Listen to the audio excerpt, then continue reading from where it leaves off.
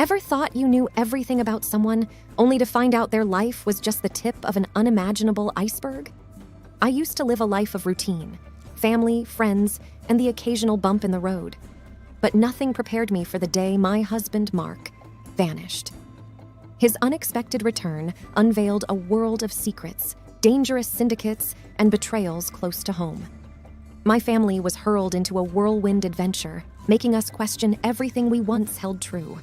If you're curious about how a seemingly ordinary family navigated the dark underbelly of crime, deception, and revenge, I invite you to delve into our journey.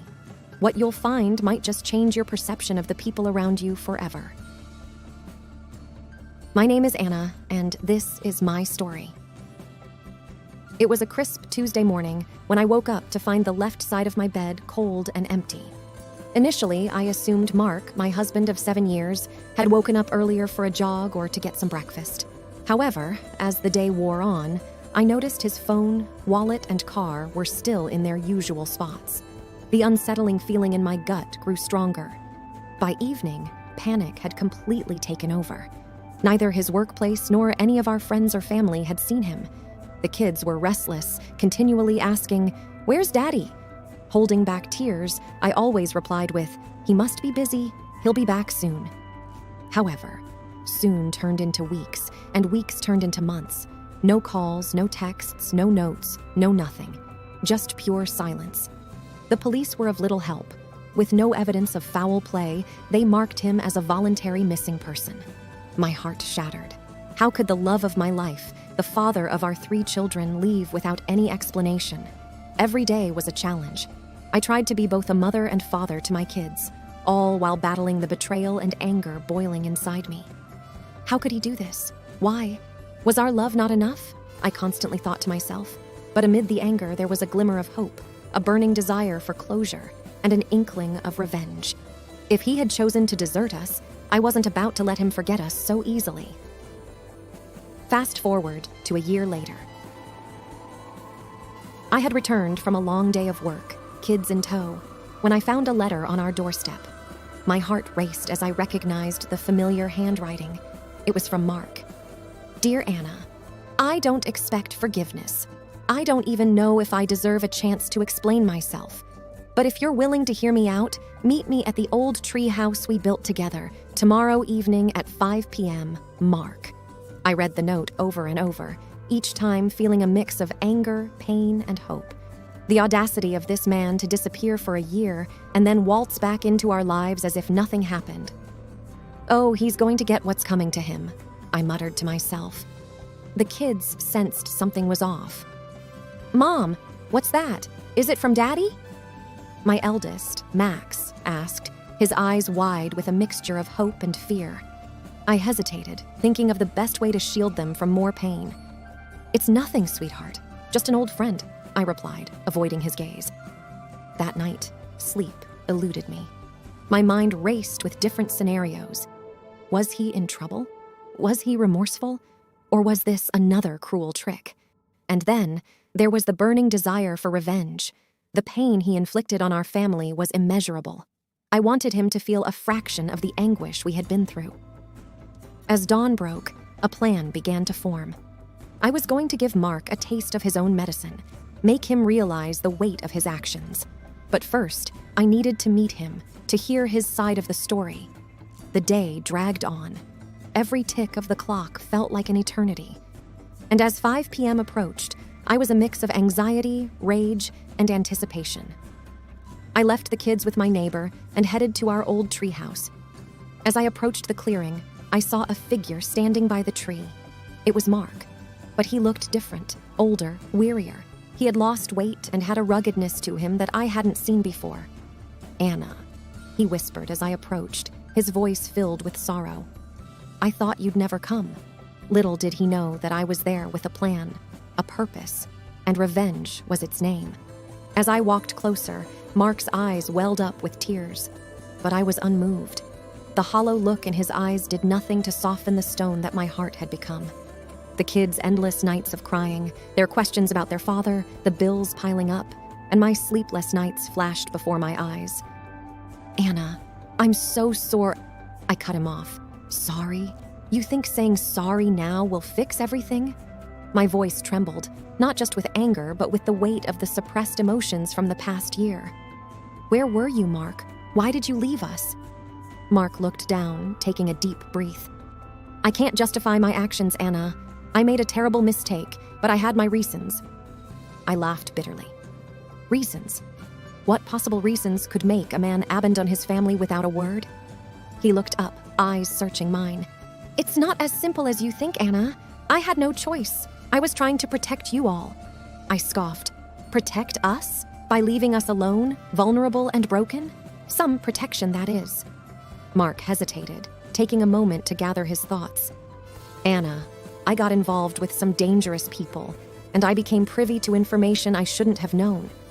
Staying would have put you and the kids in danger. I thought distancing myself would keep you safe. Willie, a part of me wanted to believe him. The anger and pain were too overwhelming. So you played hero and left us to fend for ourselves? You could have at least left a note, a message, something. Instead, you left a gaping hole in our lives. Mark's voice cracked. I know, and I can never make up for it, but I'm here now, and I want to make things right. That's when my plan for revenge kicked in. All right, Mark, you want to make things right? Here's what you're going to do. I explained my plan to him, detailing every step. I could see the dread in his eyes, but he didn't object. My revenge was simple but effective. Mark was going to experience the same loneliness, fear, and uncertainty that we had faced for the past year. For the next month, Mark would live in the treehouse, cut off from the world.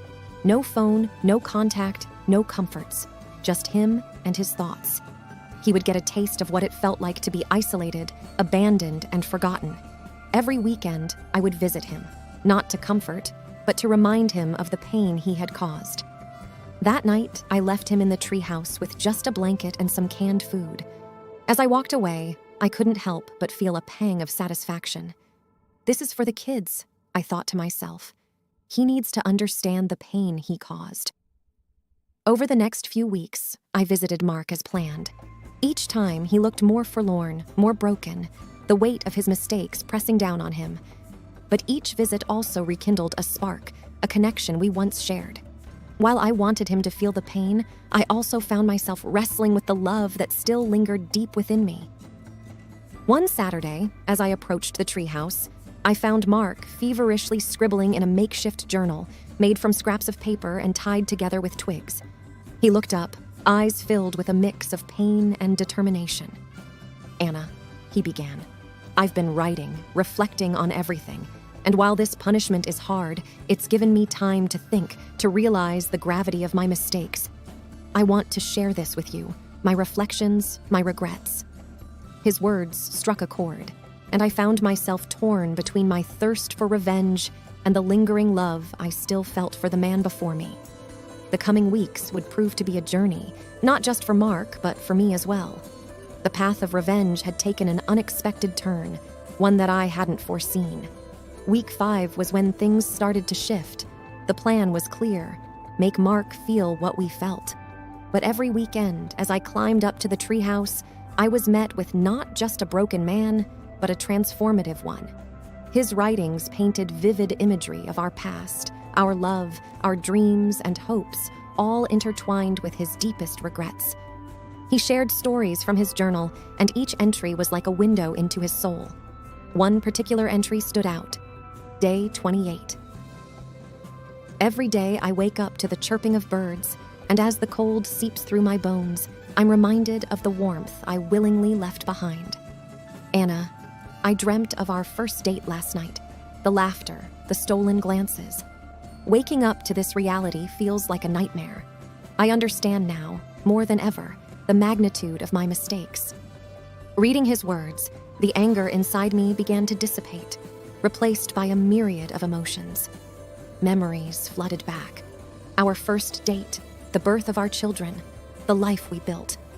The weight of my revenge suddenly felt heavy on my shoulders. One evening, as I approached the treehouse, I found Mark engrossed in a sketch.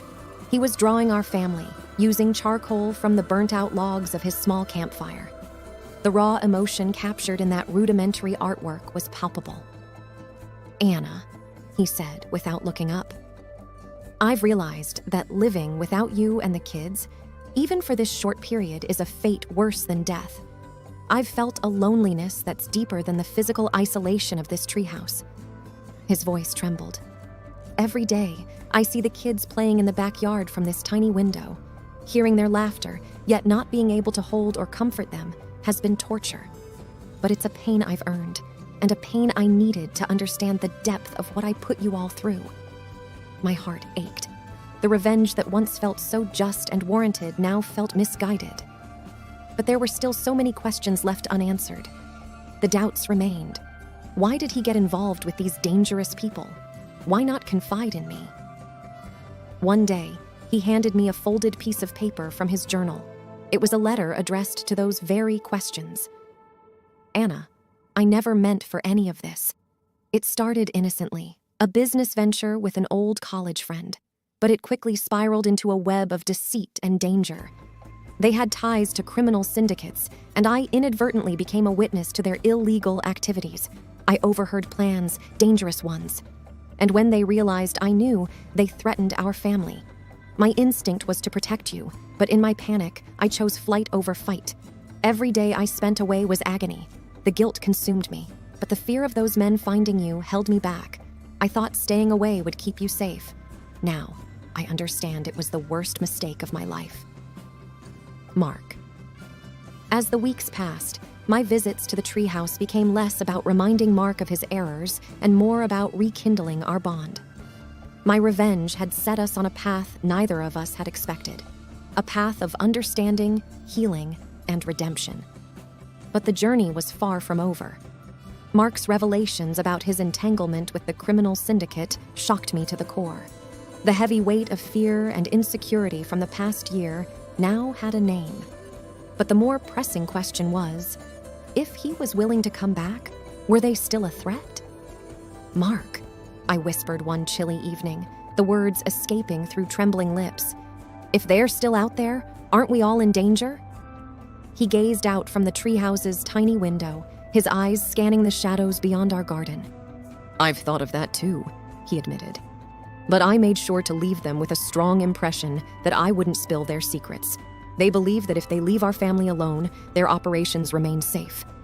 The very idea that we were bargaining our safety against the secrecy of a criminal empire was terrifying. But Mark had a plan. He'd had a lot of time to think, after all. I reached out to an old contact, someone trustworthy from my college days, now in the FBI. I've sent him everything I know, anonymously, of course. If things go according to plan, they'll be rounded up soon, and we won't have to live in fear. As days turned into weeks, Mark's information began to make waves. Without revealing his identity, he had tipped off the authorities about several ongoing operations. News started trickling in about arrests and raids on syndicate hideouts. The web of crime started to unravel, and we dared to hope. But revenge has a funny way of looping back. My actions, designed to punish Mark for his absence, had unexpectedly made him a cornerstone in dismantling a criminal empire.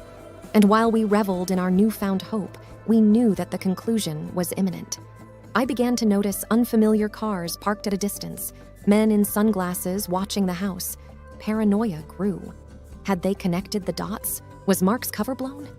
One afternoon, as I played with the kids in the garden, an unknown number flashed on my phone. Answering it, I heard a distorted voice. "You think you can hide from us? You'll regret it." Fear clawed at me.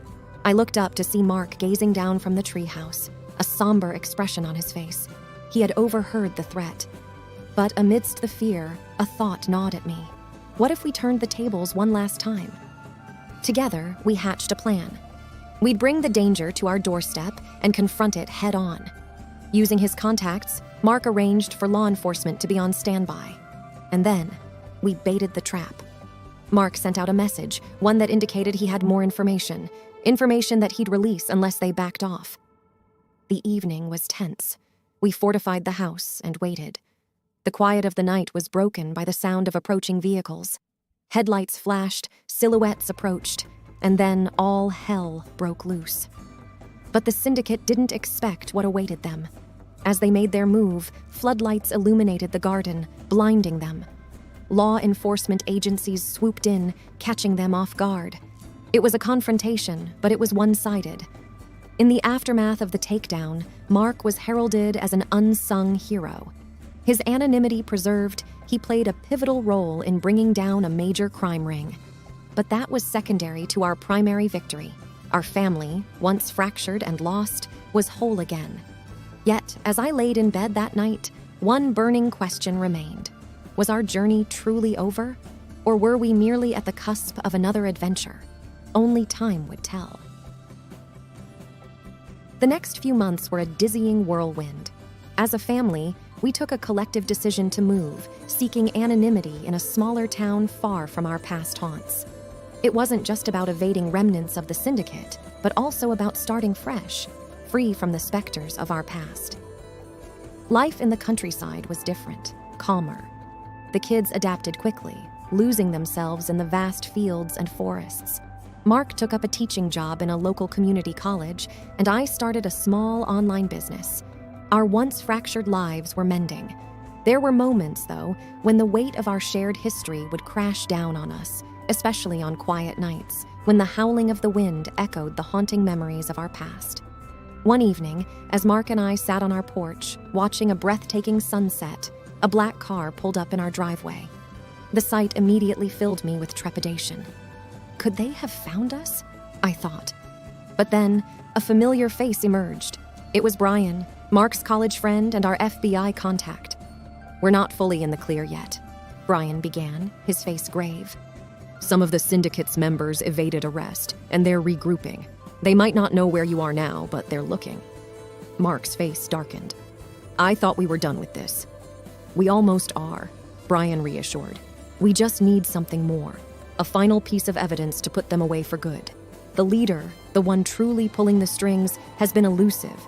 We believe he's overseas, but we have a lead, a meeting point where they plan to regroup." Mark's eyes narrowed. "What do you need from us?" Brian sighed. "A bait. And that bait is you, Mark. We'll ensure your safety, of course. If this works, it'll be the end. Forever." I felt a shiver run down my spine. The thought of putting our family in danger again was unbearable. But there was also the promise of finality, of permanently ending the nightmare that had shadowed us. With a heavy heart, and after many discussions, Mark agreed. It was time for one last game of cat and mouse. Brian's team meticulously planned the operation, ensuring layers of protection around Mark. The chosen location was an old warehouse, and I insisted on being close, hiding in a surveillance van with Brian. The night of the operation was agonizing. From the van, I watched Mark, a lone figure, waiting. Hours dragged on, until finally a limousine pulled up. Out stepped a figure, face hidden by shadows, but the unmistakable aura of power evident. As they conversed, Brian's team prepared to strike. But suddenly, alarms blared. The warehouse was rigged. A cloud of smoke enveloped the area. Through the haze, figures clashed, shots were fired. My heart raced. "Where's Mark?" I thought, panic flooding me. After what felt like an eternity, the smoke cleared. Bodies lay strewn around, but Mark was standing, a bit disheveled, but alive. And beside him, handcuffed, was the syndicate leader, a face I never expected. It was Mr. Thompson, our neighbor from our old life. Brian emerged from the van, a victorious smile on his face. "We got him," he said, clasping Mark's hand. The following months saw the syndicate crumble. With their leader in custody and most of their operations exposed, they were finished. Mr. Thompson's arrest made headlines, revealing his double life as a seemingly benign neighbor and a global crime lord. Our life returned to its peaceful rhythm. The scars of our past remained but faded with time. We became local heroes, with our story of resilience and love turning into the stuff of legends in our small town. The past's shadows receded, and as we moved forward, we held on to each other tighter, knowing that together we could overcome any storm. And so, our tale comes to a close, not with an ending, but with a new beginning.